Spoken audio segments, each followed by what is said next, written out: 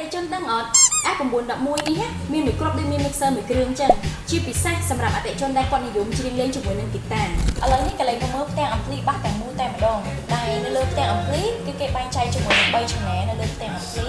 channel 1មានសេរីនៅលើសំឡេងសោនៃការចាក់ភ្លេង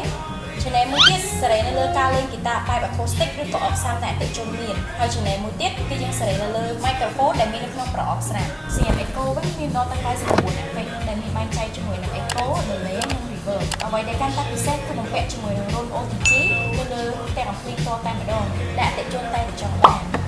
មានមកជាមួយនឹង mic amplifier ចំនួន1គូក្នុង F911 ហ្នឹង microphone ប្រើខ្សែចំនួន1ហើយអតិជនក៏អាចយកបាសនេះធ្វើជាមេតែចេញទៅបាសប្រភេទធំផ្សេងទៀតផងដែរប្រាប់ថ្មវិញខ្លាំងមែនតើការរហូតដល់10ម៉ោងហើយសម្រាប់តម្លៃវិញកាន់តែពិសេសត្រឹមតែ$459តែប៉ុណ្ណោះចុះជាមួយនឹងការធានា2ឆ្នាំ